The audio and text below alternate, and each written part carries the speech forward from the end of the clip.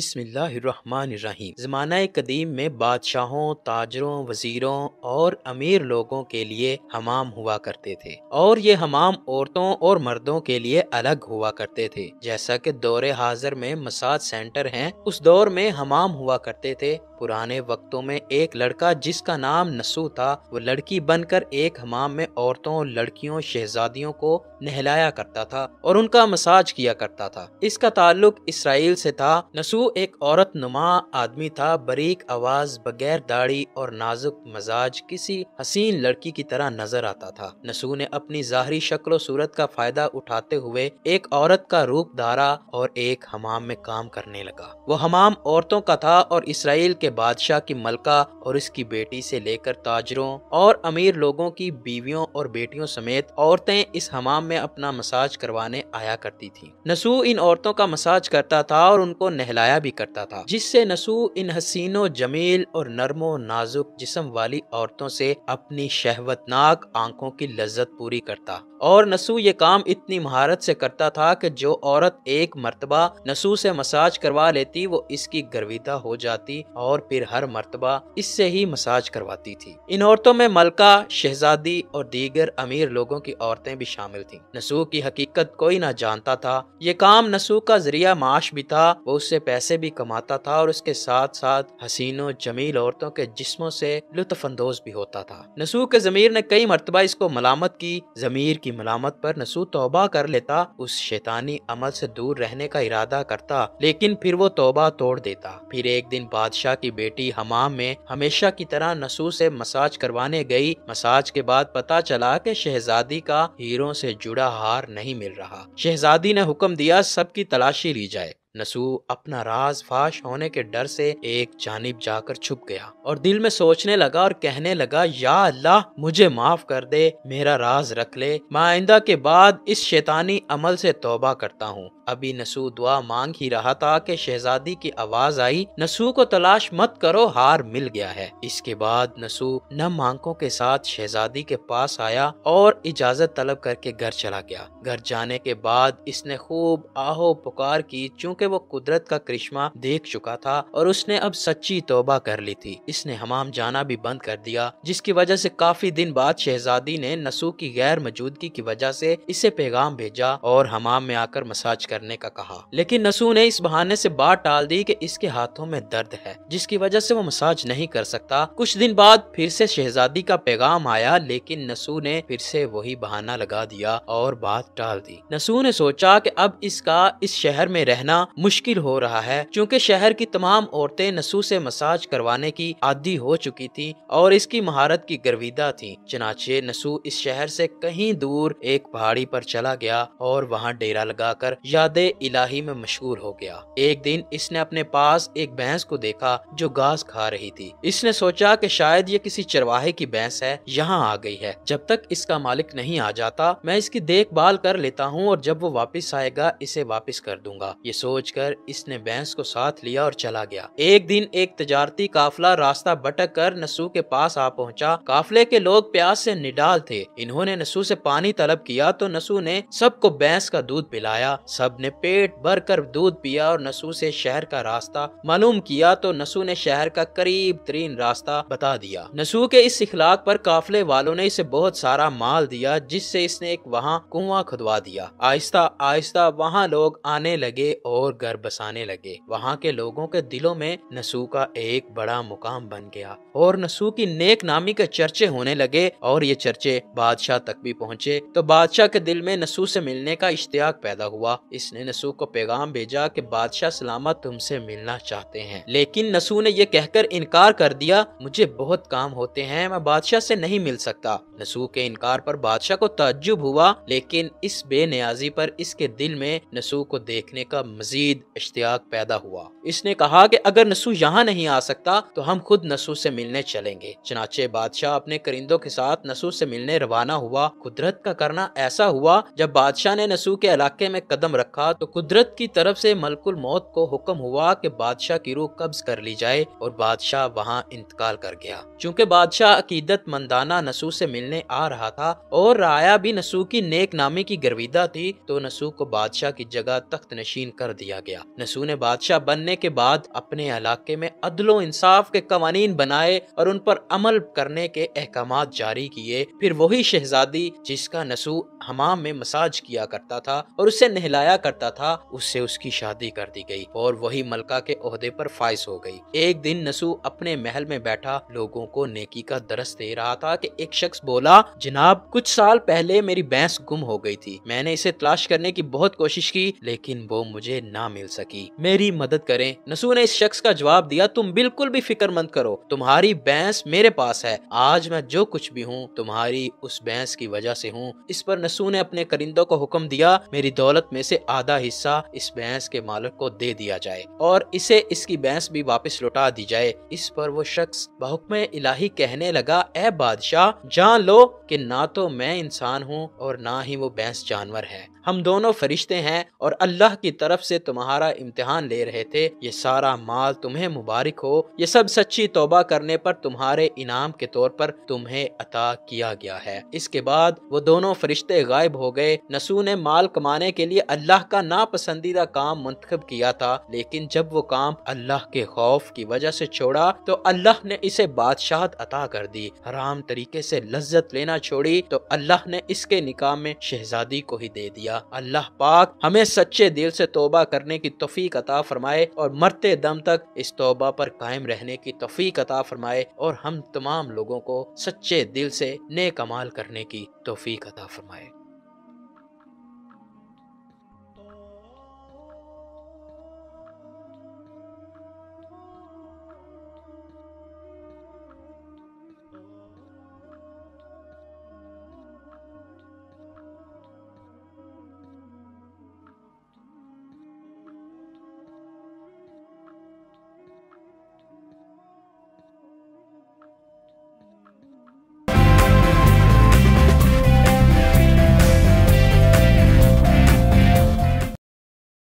بسم اللہ الرحمن الرحیم۔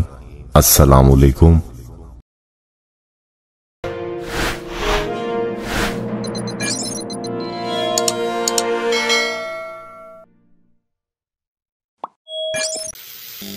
دوستو، آج کے دور میں سائنس نے اس قدر ترقی کی ہے کہ زچہ کو بچے کی پیدائش سے پہلے یہ بتا دیا جاتا ہے کہ اس کے پیٹ میں بیٹی ہے یا بیٹا۔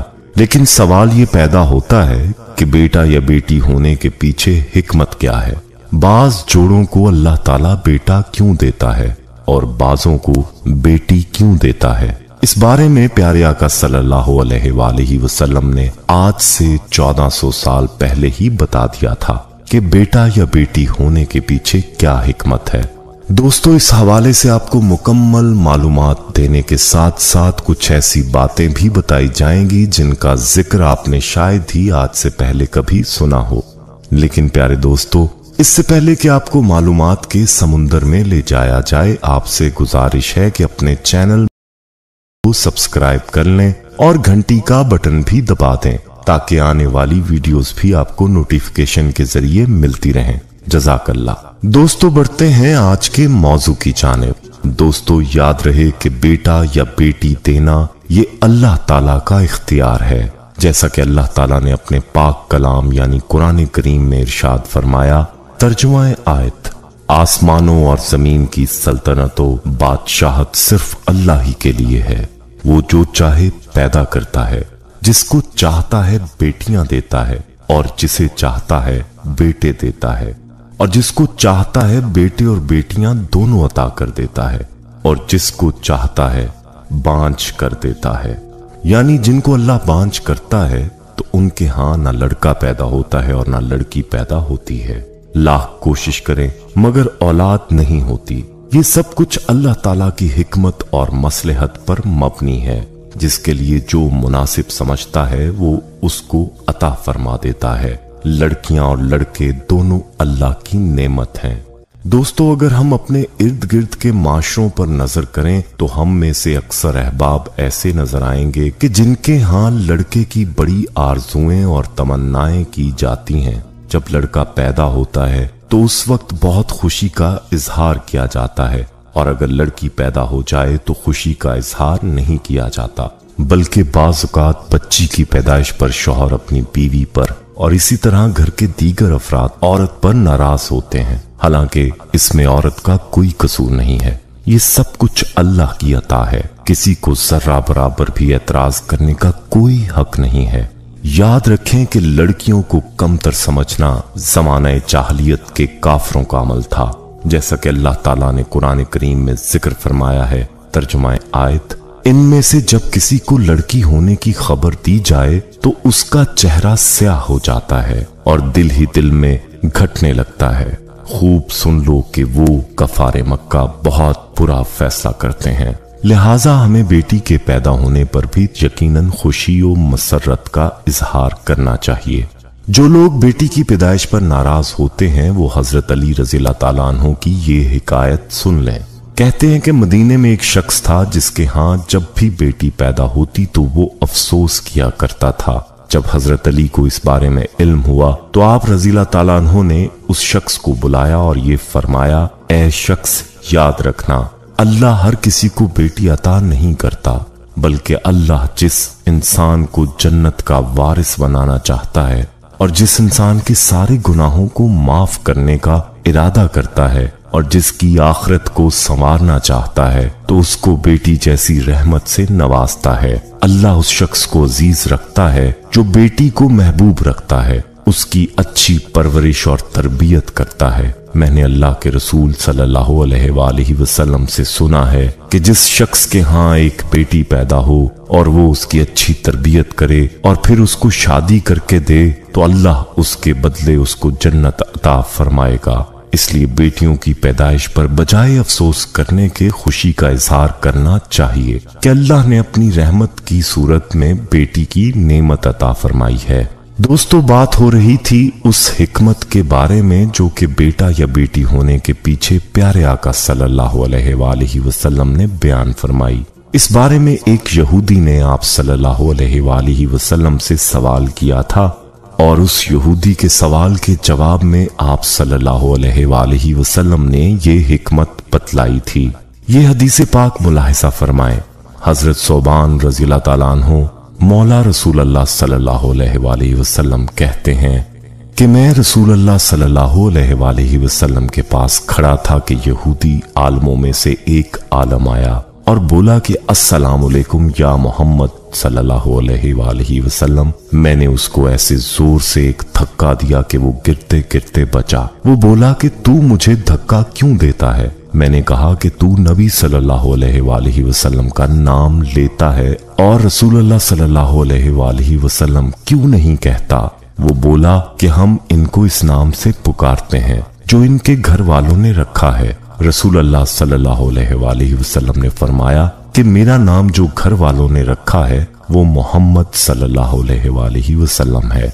यहूदी ने कहा कि मैं तुम्हारे पास कुछ पूछने को आया हूँ। रसूलुल्लाह सल्लल्लाहु अलैहि वसल्लम ने फरमाया कि भला मैं अगर तुझे कुछ बतलाऊं तो तुझे फायदा होगा? उसने कहा कि मैं अपने दोनों कानों से सुनना चाहता हूँ। रसूलुल्लाह सल्लल्लाहु अलैहि वसल्लम ने उस छड़ी से जो आप सल्लल्लाहु अलैहि वसल्लम के हाथ मुबारक में थी जमीन पर लकीर खींची जैसे कोई सोचते वक्त करता है और फरमाया कि पूछ। यहूदी ने कहा कि जिस दिन ये जमीन आसमान बदलकर दूसरे जमीनों आसमान होंगे लोग उस वक्त कहाँ होंगे? रसूलुल्लाह सल्लल्लाहु अलैहि वसल्लम ने फरमाया कि लोग उस वक्त अंधेरे में पुल सरात के पास खड़े होंगे। उसने पूछा कि फिर सबसे पहले कौन लोग उस पुल से पार होंगे? आप सल्लल्लाहु अलैहि वसल्लम ने फरमाया कि महाजरीन में जो मोहताज हैं। महाजरीन से मुराद वो लोग हैं जो नबी सल्लल्लाहु अलैहि वसल्लम के साथ घर बार छोड़कर निकल गए और फक्र फाका की तकलीफ पर सब्र किया और दुनिया पर लात मारी। यहूदी ने कहा कि फिर जब वो लोग जन्नत में जाएंगे तो उनका पहला नाश्ता तोहफा क्या होगा? आप सल्लल्लाहु अलैहि वसल्लम ने फरमाया कि मछली के जिगर का टुकड़ा जो नहायत मजेदार और मकवी होता है। उसने कहा फिर सुबह का खाना क्या होगा? आप सल्लल्लाहु अलैहि वसल्लम ने फरमाया कि उनके लिए वो बैल काटा जाएगा जो जन्नत में चरा करता था। फिर उसने पूछा कि ये खाकर वो क्या पिएंगे? आप सल्लल्लाहु अलैहि वसल्लम ने फरमाया کہ सलसबील नामी चश्मे का पानी। उस यहूदी ने कहा कि आप सल्लल्लाहु अलैहि वसल्लम ने सच फरमाया और मैं आपसे एक ऐसी बात पूछने आया हूँ जिसको दुनिया में कोई नहीं जानता सिवाय नबी सल्लल्लाहु अलैहि वसल्लम के, या शायद एक दो आदमी और जानते हों। आप सल्लल्लाहु अलैहि वसल्लम ने फरमाया कि अगर मैं तुझे वो बात बता दूं तो तुझे फायदा होगा। उसने कहा कि मैं अपने दोनों कानों से सुनना चाहता हूँ। फिर उसने कहा कि मैं बच्चे के बारे में पूछता हूँ।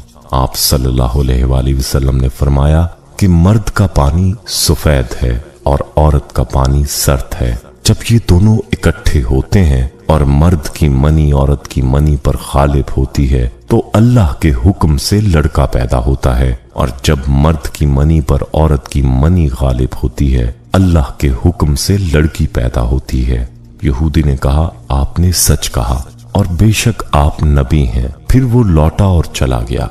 फिर रसूल अल्लाह सल्लल्लाहु अलैहि वसल्लम ने फरमाया कि इसने जब मुझसे ये सवालात किए तो मुझे किसी चीज का इल्म नहीं था, हत्ता कि अल्लाह ताला ने मुझे इसका इल्म दे दिया।